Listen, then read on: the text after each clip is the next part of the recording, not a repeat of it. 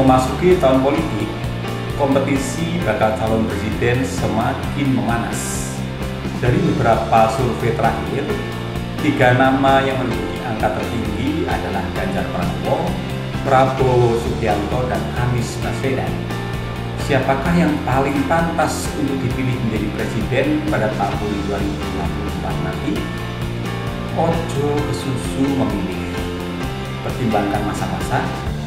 Pilihlah di antara mereka yang mempunyai kompetensi paling baik untuk menyelesaikan berbagai masalah bangsa dan mewujudkan masyarakat adil dan makmur, serta memiliki karakter dan perilaku yang paling sesuai dengan nilai-nilai Pancasila sebagai falsafah dan pedoman hidup bangsa Indonesia.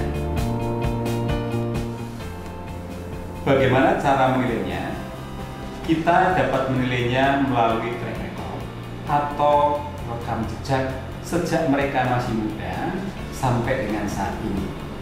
Setelah itu baru kita menilai gagasannya ke depan melalui diskusi, wawancara, adu argumentasi, ajang debat, dan sebagainya.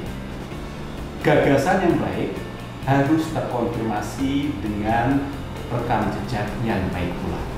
Kalau tidak sinkron, berarti hanya pinter ngomong doang atau ondok. Prestasi yang pernah diukir, kita dapat menelusurinya sejak mereka duduk di bangku sekolah, kuliah, awal meniti karir, sampai dengan saat ini. Sedangkan karakter dan perilaku, kita dapat membandingkannya dengan nilai-nilai Pancasila sebagai berikut.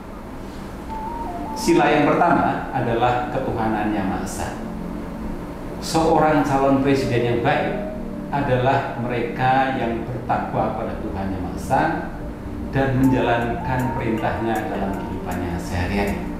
Berikutnya adalah menghormati agama orang lain, bisa hidup rukun, tidak eksklusif, mau bersilaturahmi, menyapa, dan berkenan mengucapkan selamat kepada sesama yang berbeda keyakinan. Tidak pernah memanfaatkan politik identitas, baik yang dilakukan oleh dirinya sendiri dan dapat mengendalikan para pendukungnya. Sila kedua adalah kemanusiaan yang adil dan beradab.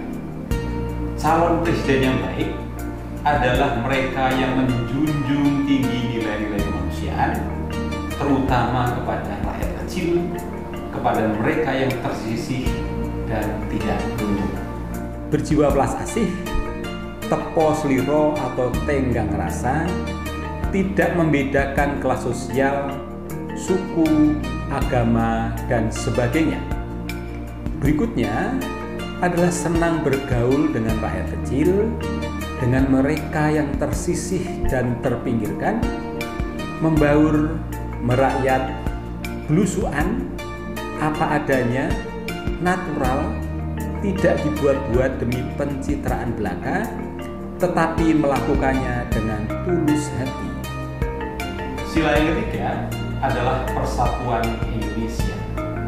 Calon presiden yang baik adalah orang yang menempatkan persatuan dan kesatuan serta kepentingan bersama di atas kepentingan pribadi dan golongan berdasarkan Bhinneka Tunggal Ika.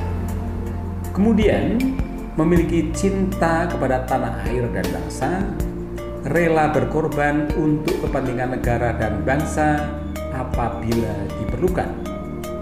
Berikutnya, kehadirannya membuat suasana sejuk, adem, menenteramkan, bukan sebaliknya membuat suasana panas dan bermusuhan.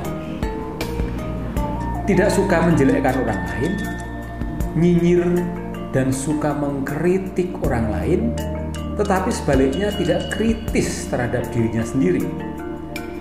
Dan yang terakhir adalah tidak melakukan black campaign dan menyebarkan hoax atau berita bohong yang memecah belah.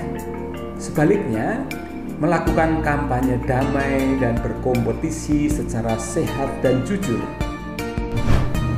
Sila yang keempat adalah kerakyatan yang dipimpin oleh hikmat kebijaksanaan dalam permusyawaratan perwakilan. Calon presiden yang baik adalah orang yang demokratis, mengutamakan musyawarah, tidak memaksakan pendapatnya, mau mendengarkan pendapat orang lain, menghargai perbedaan, dan tidak merasa paling benar sendiri. Kemudian, menghormati dan menjunjung tinggi setiap keputusan yang dicapai sebagai hasil musyawarah.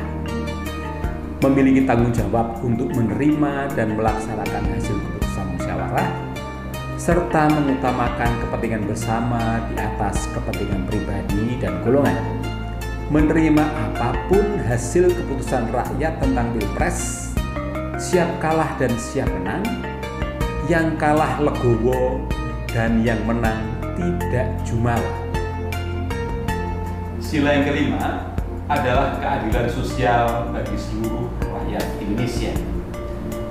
Calon presiden yang baik adalah orang yang mengembangkan sikap kekeluargaan dan kegotong royongan. Adil, murah hati, dan suka menolong orang lain. Juga suka bekerja keras, hidup hemat, sederhana, dan tidak menunjukkan gaya hidup mewah. Berikutnya adalah suka menghargai karya orang lain yang bermanfaat bagi kemajuan dan kesejahteraan bersama.